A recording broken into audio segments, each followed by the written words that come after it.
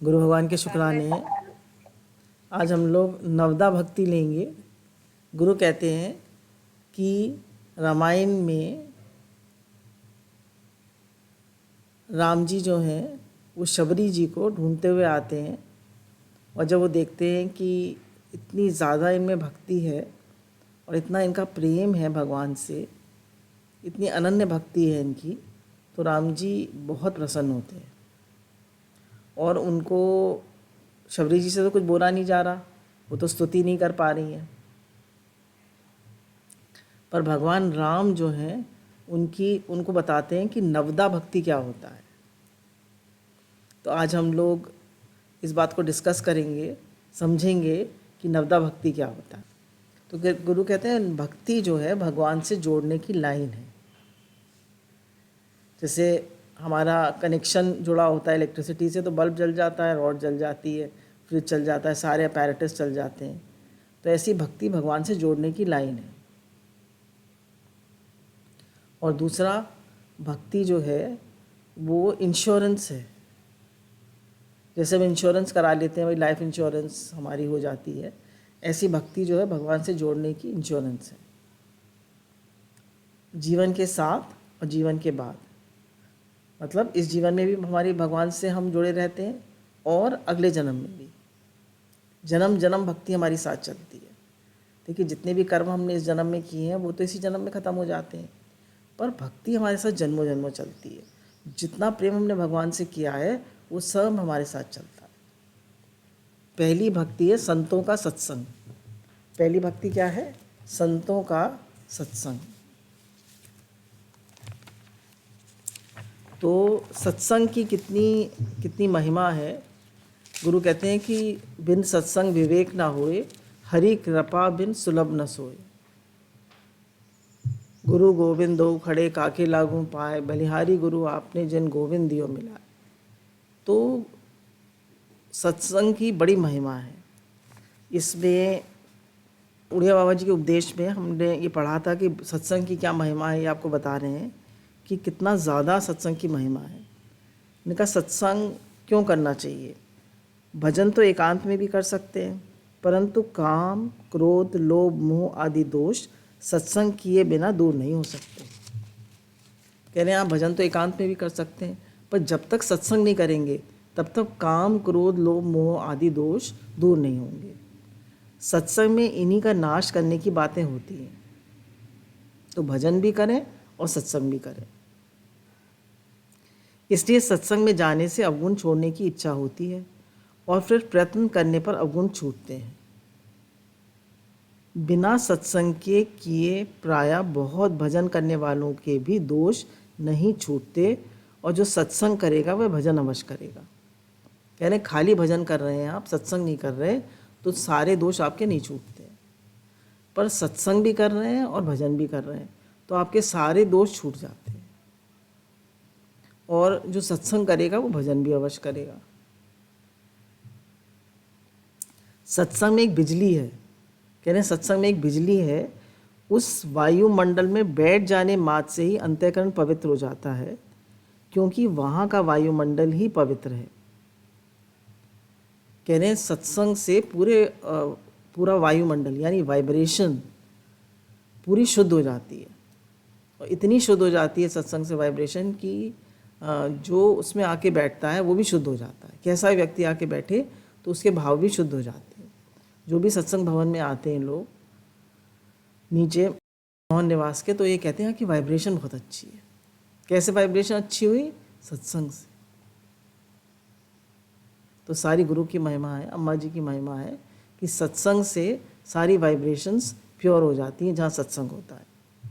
इसलिए सत्संग की निंदा करने वाले भी वहाँ जाने लगने पर पवित्र हो जाते हैं, और धीरे धीरे वे भी भगवत परायण होने लगते हैं।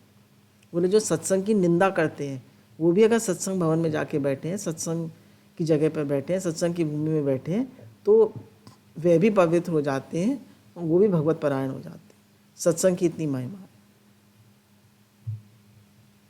सत्संग की महिमा का कोई वर्णन ही नहीं कर सकता। सत्संग से महापुरुषों में प्रीति होगी। कुछ भी न करके सत्संग में जाकर केवल बैठ ही जाए तो भी लाभ होता है। बोले कुछ ना करे, सत्संग में केवल बैठ जाए तो भी बहुत लाभ होता है। और सत्संग में हमें तो कोई प्रयास करना नहीं पड़ता। जो संतों ने कितनी मेहनत से, कितने वर्षों के अभ्यास से पाया है, वो हमें यूँ ही दे देते हैं वो। और अगर हम अपने आप शास्त्र पढ़ें, अपने आप इतनी मेहनत करें, तो हमें कितनी मेहनत करनी पड़ेगी। और सत्संग में बैठने मात्र से हमें लाभ हो जाता है। जैसे बच्चा माँ की गोदी में पड़ा पड़ा कब बड़ा हो जाता है पता नहीं चलता, ऐसे ही सत्संग में बैठे बैठे हमें कब लाभ होने लगता है, कब हम भगवान से जुड़ने लगते हैं, कब हमारा भगवान से प्रेम हो जाता है, कब हमारे जीवन में राग द्वेष, काम क्रोध लोभ मोह आदि दोष दूर होने लगते हैं, हमें पता ही नहीं चलता। तो सत्संग की अनंत महिमा है, अनंत। सत्संग करने का कौन अधिकारी है? बोला मनुष्य ही नहीं, जीव मात्र इसका अधिकारी है। हर कोई सत्संग कर सकता है। मुसलमान, ईसाई, यहूदी, चांडाल आदि सभी सत्संग कर सकते हैं, क्योंकि उसके सभी अधिकारी हैं। जब सत्संग से चूहे, बिल्ली, कुत्ते और तोते आदि भी पवित्र हो जाते हैं, तब मनुष्य की तो बात ही क्या है। तो बताया कि बिल्ली, तोते आदि भी पवित्र हो जाते हैं, तो मनुष्य की तो बात ही क्या है। सत्संग की इतनी महिमा है। तो हमें गुरु क्या मिले? भगवान मिल गए। सत्संग मिल गया तो सब कुछ मिल गया। सत्संग करने वालों से पाप कर्म क्यों नहीं छूटते? ये बात वे ही लोग कह सकते हैं जो सत्संग में नहीं जाते। पाप का जितना भंडार भरा पड़ा है, उसमें से कितना कम हुआ, ये बात सत्संग करने वाला ही जान सकता है। तो बोले पाप छूटते हैं, पर कितना भंडार है? जन्मों जन्मों का भंडार है। तो सत्संग में जाते जाते कम तो हो रहा है ना। तो ये सत्संग में जाने वाला ही समझ सकता है। और लोग तो ये कहते हैं कि तुम्हारे पाप कम नहीं हुए। अरे पाप कम नहीं हुए, कितना भंडार भरा पड़ा था। धीरे धीरे उसको खुद पता चलता है कि कितना पवित्र हो रहा है वो सत्संग में जाने से। हम चाहते हैं कि तुरंत पाप नष्ट हो जाए, पर पाप की कमी तो धीरे धीरे होती है। इसी से पापों का पूरा नाश प्रतीत नहीं होता। तो कह रहे हैं सत्संग की अनंत महिमा है। फिर दूसरी भक्ति है। पहली भक्ति है संतों का सत्संग, दूसरी भक्ति है मेरी कथा प्रसंग में प्रेम। भगवान की जो कथा है, जैसे रामायण, भागवत आदि, इसमें प्रेम। तो अगर हम देखें तो बहुत सारे दृष्टांत आते हैं। जैसे उनका आता है रुक्मणी जी का, नारद जी से उन्होंने सिर्फ कृष्ण भगवान की महिमा सुनी थी, है ना। कृष्ण भगवान की महिमा सुनी थी, वो गुणगान करते थे कृष्ण भगवान का, तो रुक्मणी जी का प्रेम हो गया। उन्होंने भगवान को सप्तपदी 7 श्लोकों का पत्र लिख के भेजा और कहा कि मैं चाहती हूँ कि आप मुझे ग्रहण कर लें अपनी पत्नी की तरह, नहीं तो शिशुपाल जो है मेरा भाई ने मेरा रिश्ता उससे तय कर दिया है, और अगर आप नहीं आएंगे तो मैं अपने शरीर का अंत कर दूंगी, पर शिशुपाल के हाथों नहीं जाऊंगी, नहीं विवाह करूंगी उससे। तो कैसे उन तो देखा भी नहीं था भगवान को, कैसे उनका प्रेम हो गया? खाली सुनने से। राजा परीक्षित को जब गले में सांप डाल दिया उन्होंने अनजाने में,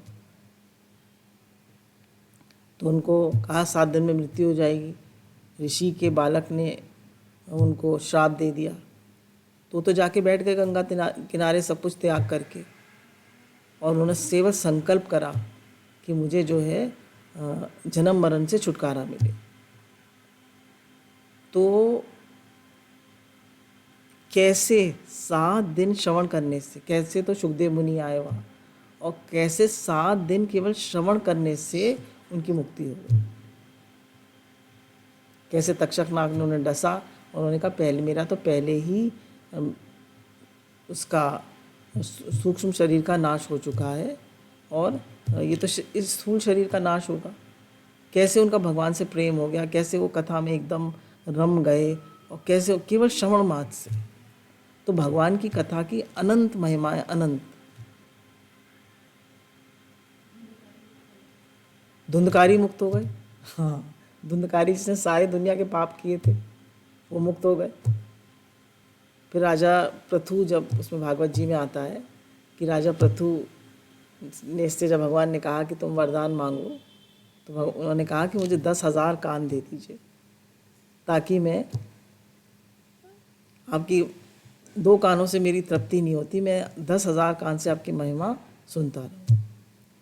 तो भगवान ने कहा 10,000 तो कान तो बहुत अजीब से लगेंगे, पर मैं तुम्हें 2 कानों में 10,000 कान की शक्ति दे देता हूँ।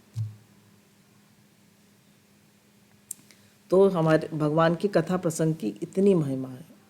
भगवान की कथा बोले, जब आप भागवत कथा सुने तो आपको ऐसा लगे कि कृष्ण कन्हैया मेरी गोदी में आके बैठ गए। तो इतनी महिमा है भगवान की कथा की।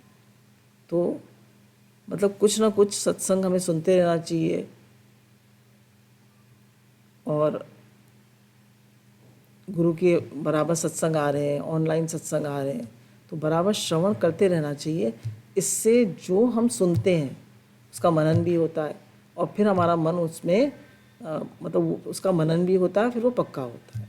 मन ही संसार है। अगर मन भगवान की बात सुनेगा तो मन में भगवान की बात चलेगी, तो संसार हटेगा और भगवान से प्रेम होगा।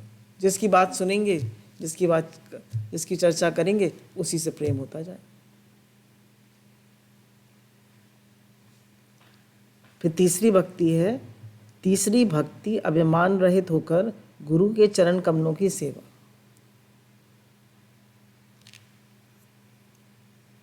अब गुरु ने बताया कि परमात्मा तो सर्वत्र है, सर्व खलविदम ब्रह्म नेहम नानास्ति किंचन। सर्व मतलब भगवान तो सर्वत्र हैं, सर्वत्र, सर्वज्ञ, ओत प्रोत है, सब कुछ भगवान है ही भगवान। भगवान ने गीता में कहा कि मैं तो सर्वत्र हूँ, सर्वज्ञ हूँ, ओत प्रोत हूँ, और बर्फ़ में जल के समान व्याप्त हूँ। पर मेरा अनुभव क्यों नहीं होता? मेरा अनुभव नहीं होता अभिमान के कारण। क्यों नहीं होता मेरा अनुभव? अभिमान के कारण, अहंकार के कारण। तो गुरु ने कहा कि, इन्होंने कहा तीसरी भक्ति में कि अभिमान छोड़कर, अभिमान तो कहते हैं अपनी चीज़ों का अभिमान करना, घर का, मेरा इतना बड़ा घर है, मैं इतना सुंदर हूँ, मैं इतना पढ़ा लिखा हूँ, मैं इतना होशियार हूँ, मेरी इतनी बड़ी डिग्री है, मेरी इतनी अच्छी नौकरी है, अभिमान होता है चीज़ों को लेकर। और शरीर को लेकर अहंकार होता है, मैं को लेकर, ईगो को लेकर। तो गुरु कह रहे हैं अहंकार रहित होकर। तो गुरु ने कहा जो खास पर्दा है, मैं खुद ही पर्दा बना था, मुझे मालूम ना था। तू को इतना मिटा कि तुझ में दुई की बू ना रहे। मिटा दे अपनी हस्ती को कि तू मर्तबा चाहे, कि दाना खाक में मिलके गुले गुलजार होता है। तो हमको अपनी मैं को इतना मिटाना है कि जब कुछ भी ना रहे, मतलब मैं हमारी रहे ना, तो है ही भगवान। भगवान तो है ही है ना, हमें नज़र क्यों नहीं आ रहे? अपनी मैं के कारण, अपने अपने अभिमान के कारण। खुद ही गई खुदा भया, है ना, खुद ही गई खुदा भया। तो हमारी मैं ही पर्दा बनी है। तो गुरु कहते हैं इसको हटाओ। Ego gone, gone all the troubles. Ego, है ना, ईगो, यू गो। तो ईगो ही हमारे और परमात्मा के बीच में पर्दा है। कह रहे हैं अभिमान रहित होकर गुरु के चरण कमलों की सेवा करना। तो बोला गुरु की तो कितनी महिमा है। कहा है कि 100 बरस हरि की सेवा, गुरु की सेवा पलचार, तो भी नहीं बराबरी, वेदन क्यों विचार।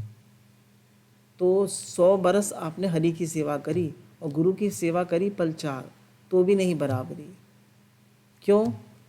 क्योंकि गुरु जो है वही तो गोविंद से मिलाएंगे। भगवान तो रास्ता दिखाने आएंगे नहीं, तो भगवान गुरु रूप में ही तो आते हैं रास्ता दिखाने के लिए। तो गुरु हमको मिल गए। गुरु की पहचान क्या है? गुरु मिले तो जानिए मिटे मोह मन ताप, हर्ष शोक व्यापे नहीं, फिर गुरु आपे आप। तो गुरु के मिलने की क्या पहचान है? कि गुरु मिल जाए तो मन का मोह मन ताप सब मिटने लगता है। जो हमको राग द्वेष चिड़न कुड़न मार टेंशन, ये सब इतनी सारी बातें मन में होती हैं, अशांति, ये सब मिटने लगती है धीरे धीरे। और जितनी हमारी श्रद्धा होगी गुरु में, जितना प्रेम हमें सत्संग से होगा, जितना हमें सत्संग प्रिय लगेगा, देखिए जब शुकदेव उन्होंने धुंधकारी ने वो सुनी भागवत जी, तो वो तो मुक्त हो गए 7 दिन में। और इतने सारे लोगों ने पूरे शहर ने सुनी, तो वो लोग क्यों नहीं मुक्त हुए? वो लोग क्यों नहीं मुक्त हुए? क्योंकि उन्होंने उतने भाव से नहीं सुनी। तो बहुत भाव से सुनने की बात है सत्संग। पूरी श्रद्धा से, पूरे विश्वास से उसको सुने, पूरे प्रेम से सुने, और अपना अभिमान रहित होकर। गुरु के पास अभिमान रख कर जाएंगे तो फ़ायदा नहीं होगा। तो बोले कोई तो जगह होनी चाहिए जहाँ अपने अहंकार का शीश दे सके, है ना। कोई जगह तो ऐसी होनी चाहिए जहाँ हम अपने मैं को हटा सकें, हम सेवा कर सकें। सेवा तो कर ही रहे हैं ना, पर अपनी मैं को हटा के, अपनी अहंकार का शीश हटा के। बोला दुनिया में तो हम किसी को अपने अहंकार का शीश नहीं देते, पर गुरु के दर पर जब तक अहंकार का शीश नहीं देंगे, अपनी मैं को नहीं मिटाएंगे, तब तक लाभ नहीं होगा। गुरु हमारी मैं को लेते हैं, हमारे अहंकार को लेते हैं। हमारी मैं गई, खुद ही गई, खुदा भया। फिर चौथी भक्ति है, कपट छोड़कर मेरे गुण समूह का गान करे। तो बोले कपट नहीं होना चाहिए मन में। गुरु कहते हैं B clean rather than clever. हम क्लीन बने, चालाक नहीं बने, क्लेवर नहीं बने, मतलब होशियार नहीं बने।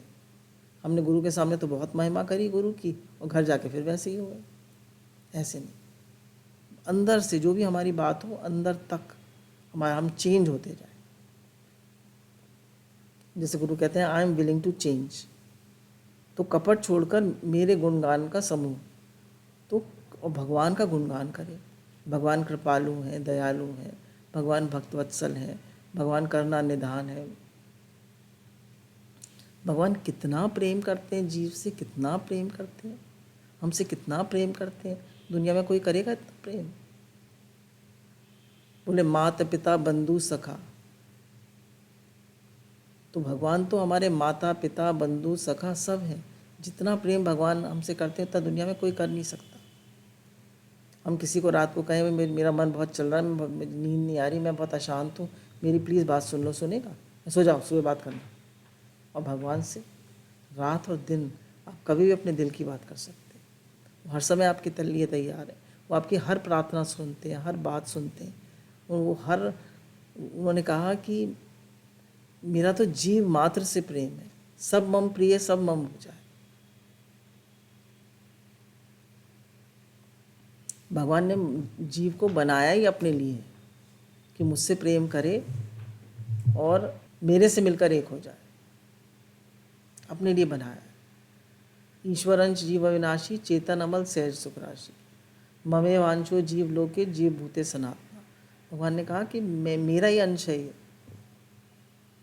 मेरा ही सनातन अंश है। जब से सृष्टि हुई तब से जीव है। और भगवान ने क्यों बनाया? भगवान ने अनेकों जीव बनाए, पर मनुष्य को खास बनाया अपने लिए कि मुझसे प्रेम करे और मेरे से मिलकर एक हो जाए। 5वीं भक्ति है, मेरे मंत्र का जाप और मुझ में दृढ़ विश्वास जो वेदों में प्रसिद्ध है। 5वीं भक्ति क्या है? मेरे मंत्र का जाप। अब गुरु ने हमको नाम जप दे दिया ना, हरे कृष्णा महामंत्र। तो महामंत्र की कितनी वैल्यू है।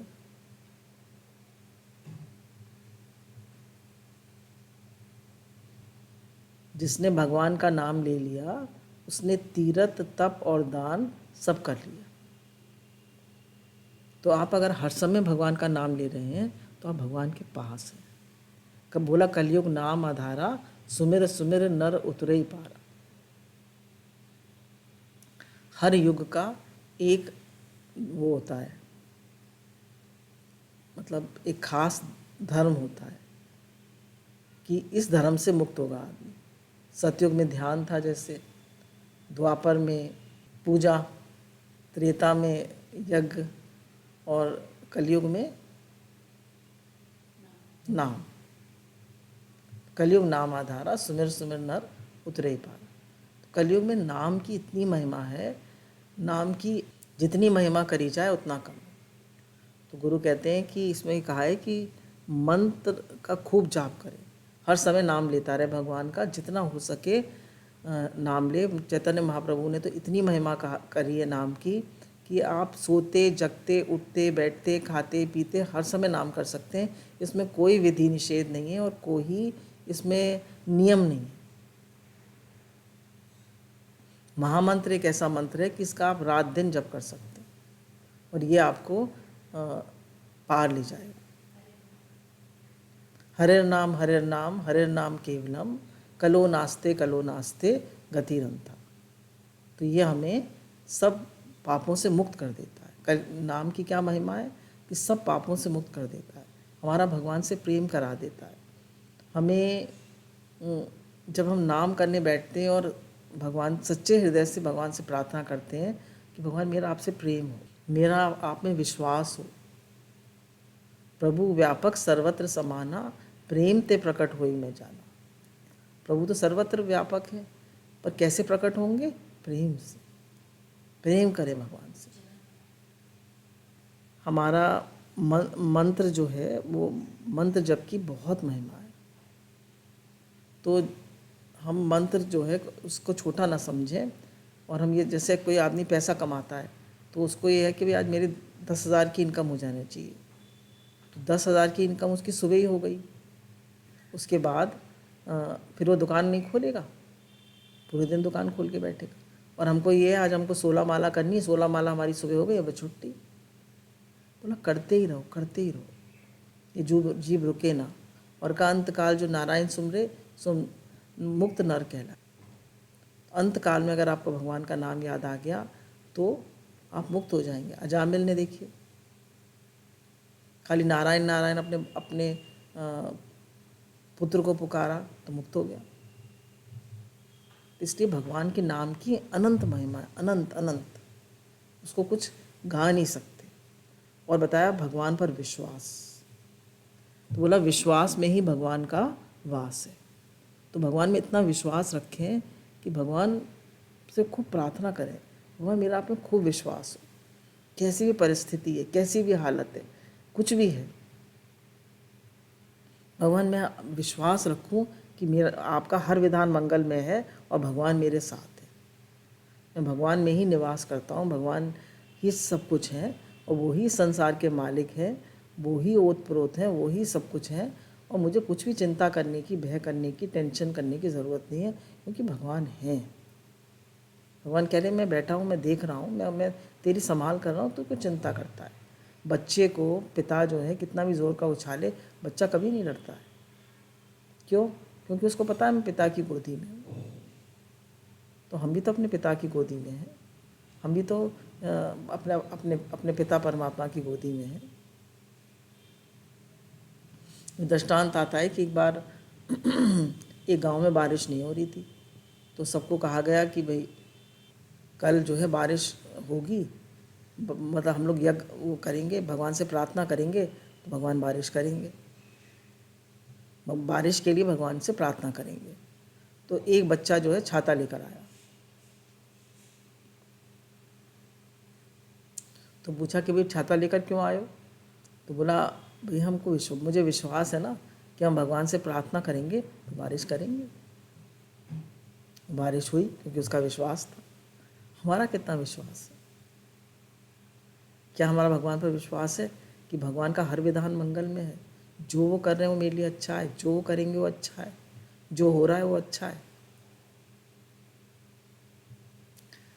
तो भगवान पे की प्रेजेंस पर, भगवान पर इतना विश्वास होना चाहिए कि दुनिया में सब कुछ भगवान है।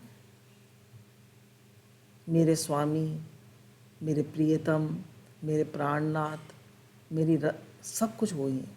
मेरी रति मति गति, मेरा हृदय, मेरे प्राण, मेरा सब कुछ प्रभु आप में लगे, मेरा आप में विश्वास हो, मेरा आपसे प्रेम हो, मेरा हृदय, मेरा मन आप में लगे।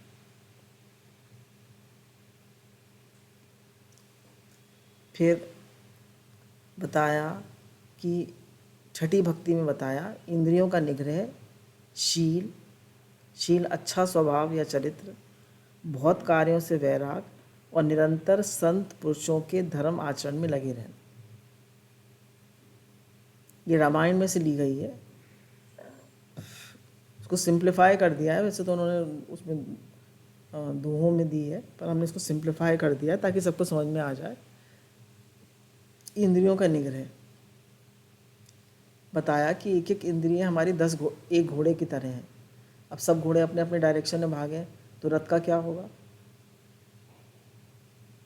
तो ये इंद्रियां जो है विषय है ना, विषय इनका काम है। 5 विषय को बताया, विष समान तज। तो ये हर इंद्रिय का एक विषय है। आँख का देखना, कान का सुनना, मुख का बोलना, जीभ का टेस्ट लेना, त्वचा का स्पर्श करना। तो ये इंद्रिय जो है ये अगर हम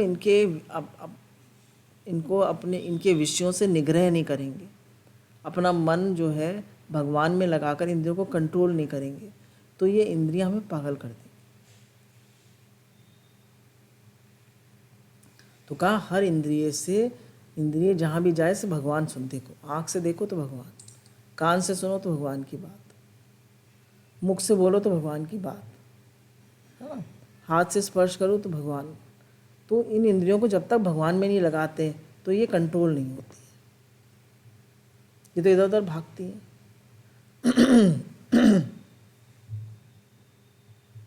हमारे सामने हमें पता है कि हमें समोसा नुकसान करता है, एसिडिटी हो जाती है, पर समोसा आ गया, पर हमें समोसा बहुत पसंद है, समोसा ज़रूर खाएंगे। अरे नो करना सीखो ना। मुझे पता है ये बोलूँगा मैं तो लड़ाई हो जाएगी, मुझे नहीं बोलना, फिर भी हम बोलेंगे और फिर लड़ाई भी होगी। तो जितना हमारा मतलब भगवान से प्रेम बढ़ेगा, मंत्र जप करेंगे, सत्संग सुनेंगे, तो इंद्रियों पे कंट्रोल होगा। हम नो कर सकते हैं अपने मन को, अपनी इंद्रियों को नो कर सकते हैं हर विषय से। जिस विषय में भी इंद्रिय जाएगी हम उसको नो कर सकते हैं कि नहीं, मुझे नहीं जाना, क्योंकि ये मुझे भगवान से दूर करेगा, ये मेरे मन की शांति को मिटाए। देखिए, सत्संग में हम आ रहे हैं, इसकी सबसे बड़ी चीज़ है कि हमारे मन में शांति होनी चाहिए, हमारे घर में शांति होनी चाहिए। अगर हमारे मन में शांति नहीं है, हमारे घर में शांति नहीं है, तो हमारे सत्संग सुनने में कहीं कमी है। हम और अभ्यास करें। तो इंद्रियों का निग्रह, तो बताया शील मतलब अच्छा स्वभाव, अच्छा आचरण। तो एक दृष्टांत कल सुन रहे थे कि तुकाराम जी जो थे, तो उनसे लोग, जैसे कोई भक्ति करता है, जैसे मीरा ने भक्ति करी तो लोग चिढ़ते थे उससे, तो ऐसे तुकाराम जी से भी लोग चिढ़ते थे। तो लोगों ने उनसे कहा कि ये गधा है, इसमें हम आपको बिठाएंगे और आपकी मतलब बारात जैसे बारात कह लीजिए, आपकी सवारी निकालेंगे पूरे शहर में। तुकाराम जी ने कहा ये मतलब लोग हैं ऐसे, इनका मतलब इन्हें कुछ ना कुछ हरकत करनी है, तो ये मानेंगे तो है नहीं, मेरी फजीती करेंगे, तो अच्छा है मैं बैठ जाता हूँ। तो उल्टा होके उन्हें बिठा दिया गधे पर और पूरे शहर में घुमाने लगे। वो तो अपने आराम से बैठे हुए थे, उन्हें कोई फ़र्क नहीं पड़ता था, उन्हें निंदा और स्तुति का कोई फ़र्क नहीं था। तो जब वो अपने घर के सामने से निकल जा रहे थे, तो लोगों ने उनकी पत्नी को बुलाया और कहा कि देखो तुम्हारे पति को गधे बिठा के ले जा रहे हैं मुंह काला करके। तो रोने लगी। तो उन्होंने कहा, अरे भगवान रोती क्यों है, मैं तो गरुण जी की सवारी पे बैठा हूँ। ये लोग सोच रहे हैं कि इन्होंने मुझे गधे बिठाया, मैं तो गरुण जी पे बैठा हूँ और भगवान मेरे गले में हाथ डाल रहे हैं। तो उनकी पत्नी ने जब देखा तो उन्हें ऐसे ही दिखने लगा। तो अब देखिए शील क्या है, अब देखिए कितना शील था तुकाराम जी में, कि गधे पे बिठा दिया, पूरे शहर में घुमा रहे हैं, फिर भी उनके अंदर कितना शील है कि वो निंदकों को भी कुछ नहीं कह रहे, निंदा करने वालों को भी कुछ नहीं कह रहे, और कह रहे मैं तो गरुण जी में बैठा हूँ, जैसी दृष्टि वैसी सृष्टि। बोले जगत ना अच्छा है ना बुरा है, जग कैसा मूसा, जैसा हमारे मन में होता है वैसा ही जगत हमें नज़र आता है। तो जगत अच्छा बुरा नहीं है, जगत हमारे मन पे हमारी कैसा भाव है, हमारी कैसी दृष्टि है, वैसे हमें जगत दिखाई देगा।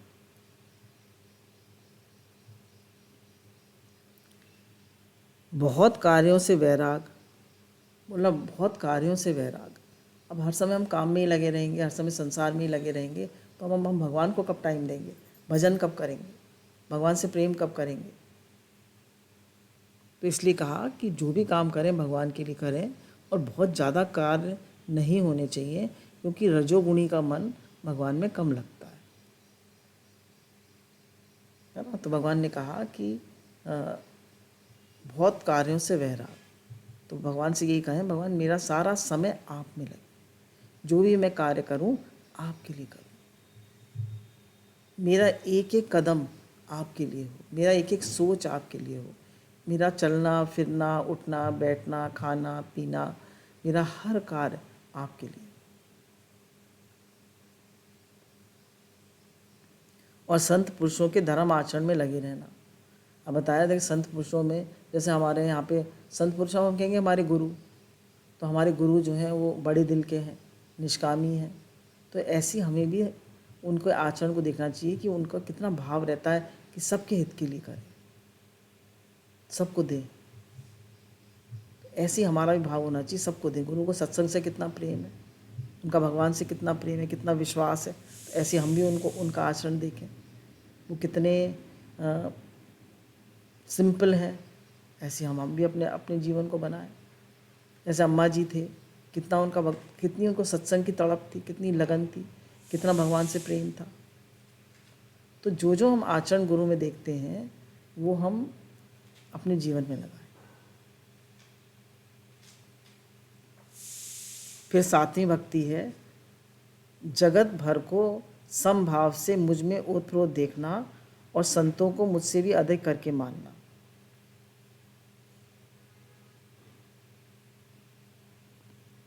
तो बोला जगत को समभाव से देखना, समभाव से देखना कि किसी में किसी को छोटा बड़ा करके नहीं देखना, ये छोटा है ये बड़ा है, ये अच्छा है ये बुरा है, ये ऐसा है ये ऐसा है, ये पापी है ये पुण्य है। बोला नहीं, समभाव से मुझ में ओतप्रोत देखना कि सब कुछ पूरा जगत परमात्मा में ओतप्रोत है।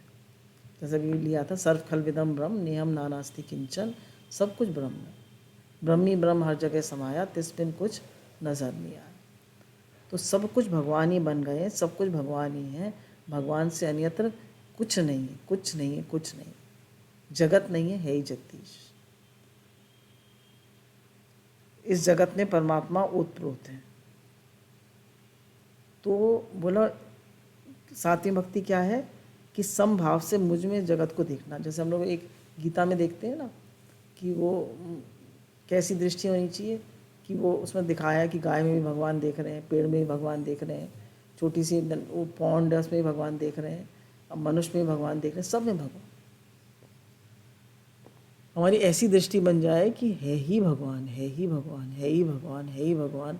अम्मा जी कहते थे रट लगा लो, है ही भगवान। अब कहेंगे हमें तो नहीं दिखता भाव भगवान है, पर भाव तो बना, कोशिश तो करें। अक्सर ही लोग कहते हैं हमें भगवान नहीं दिखता, कोई बात नहीं, पर कम से कम समझें तो कि है ही भगवान। There is nothing but God, everything is God, everywhere is God. तो जब ये बात, और है भी सच्ची यही बात, अब हमें क्यों नहीं नज़र आ रहा? क्योंकि हमारे अंदर अभिमान है, अहंकार है, हमारी कुछ इच्छाएं हैं। कोई बात नहीं, पर सच्चाई तो यही है ना कि यही भगवान। और संतों को भी मुझसे अधिक करके मानना। अब इसमें भगवान ने कहा है कि संतों को मुझसे भी अधिक करके मानना, कि संतों को मुझसे भी ज़्यादा मान दो, क्योंकि संत न मिलते जगत जल मरता संसार, होते संत बड़े परमार्थी, शीतल जिनके अंग, तपत बुझाएं औरों की, दे दें अपना रंग। संत और पारस में बड़ो अंतरो जान, एक लोहा सोना करे और संत करे आप समान। तो संत तो सबको आप समान करते हैं, गुरु जो हैं वो सबको आप समान बनाते हैं। देखिए आज हम कुछ लोग होते हैं अकेले में बैठ के भजन करते हैं, पर गुरु हम सबको रोज सत्संग दे रहे हैं। सत्संग की कितनी महिमा आपको बताई ना। तो गुरु की क्यों महिमा है? हमें आप समान बनाते हैं।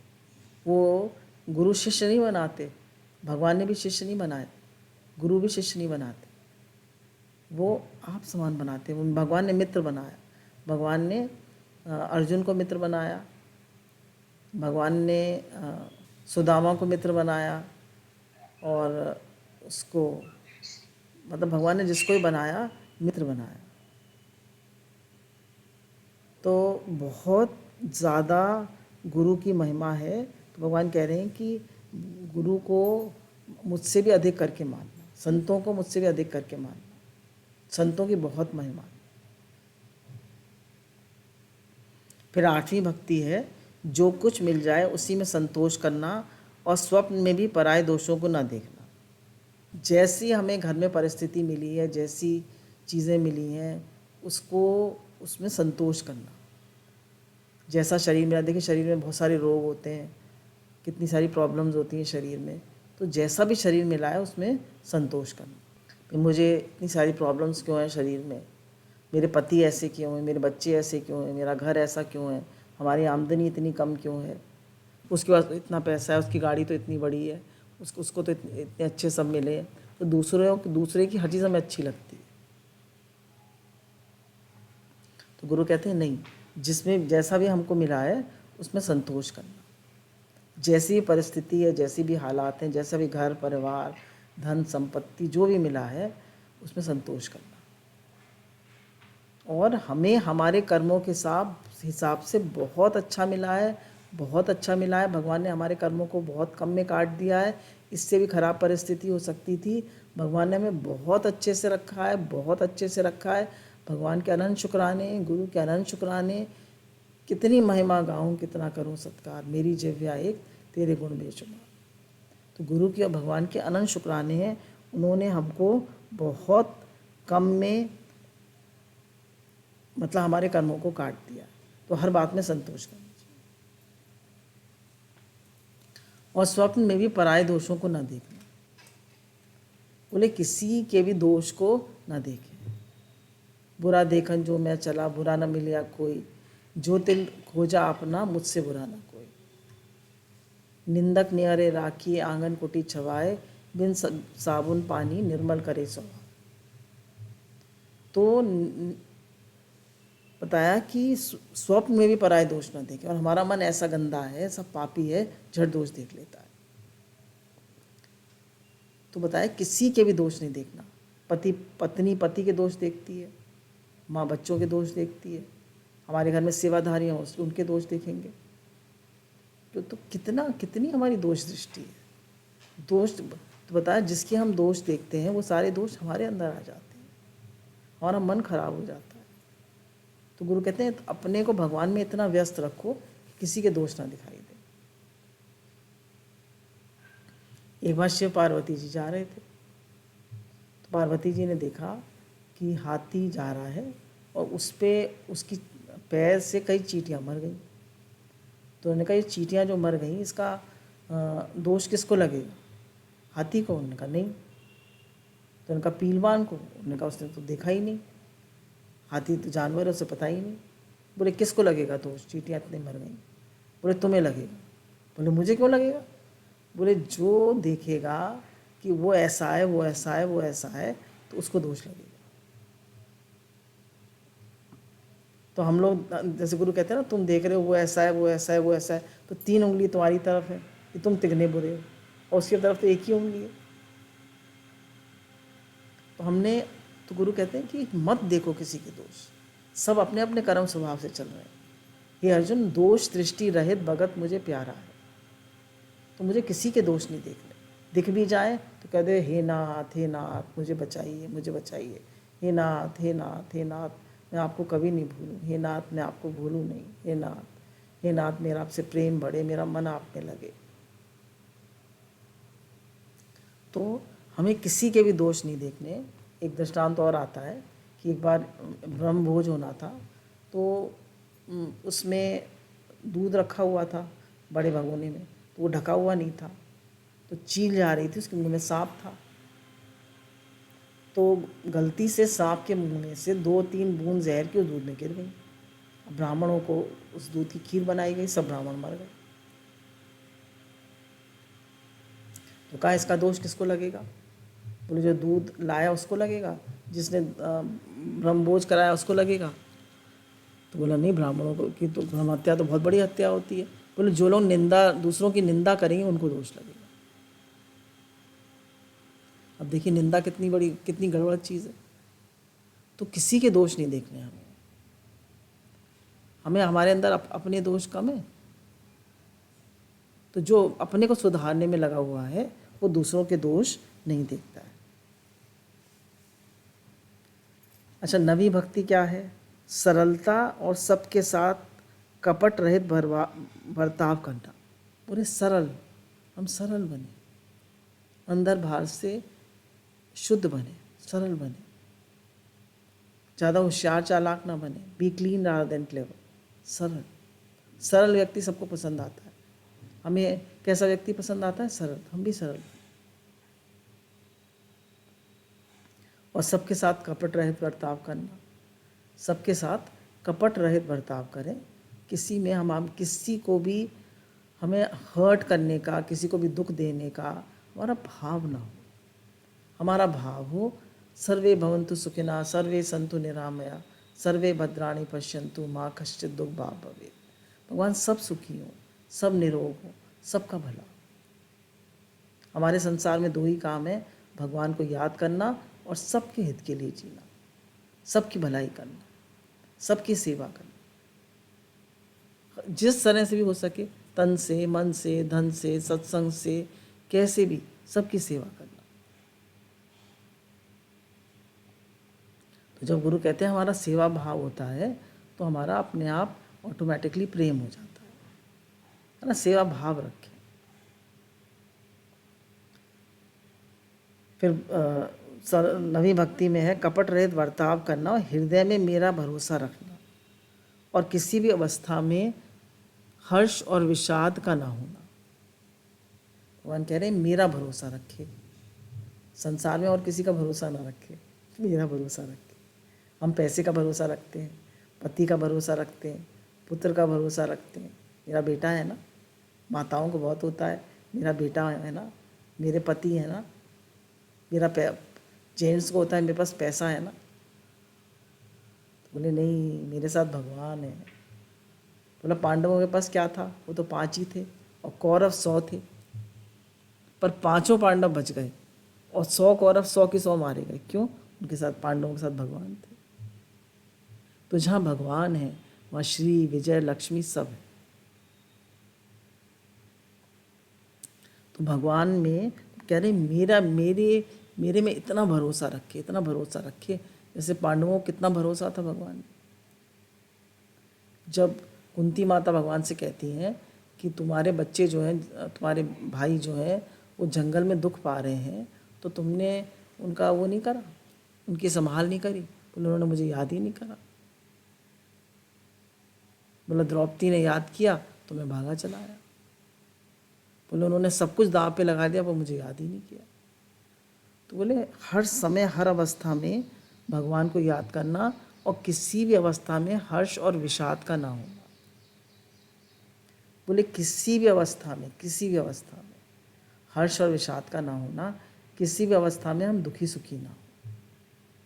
भगवान ने गीता में कितना ज़्यादा कहा है कि हे अर्जुन, सुख दुख हानि लाभ जीवन मरण में सम रहो। तो जरा चीज़ हमारे मन की नहीं होती तो हमको कितनी जल्दी रिएक्शन होता है, कितनी जल्दी हम एकदम बोल पड़ते हैं, कितना हमें बुरा लग जाता है, कितने हम हर्ट हो जाते हैं, कितना हमें फील हो जाता है। क्यों क्यों क्यों क्यों? भगवान कह रहे हैं सम और संतोष, मेरे पर विश्वास, मैं हूँ ना। क्यों टेंशन करते हो, क्यों परेशान होते हो? शांत रहना सीखो। ये संत भगवान ने कहा समत योग उच्चते, समता में रहो। कैसी परिस्थिति आए सम और शांत रहो, क्योंकि परमात्मा सम और शांत है। तो कैसी सुख दुख हानि लाभ जीवन मरण में सब में सम। और हर परिस्थिति हमारे लिए एक टीचर बन के आती है, हमें कुछ सिखाने के लिए आती है। तो हर परिस्थिति से सीखें। ये ना कहें कि ये मेरे साथ क्यों हुआ, ये मेरे साथ क्यों हुआ, ऐसा क्यों, ऐसा क्यों।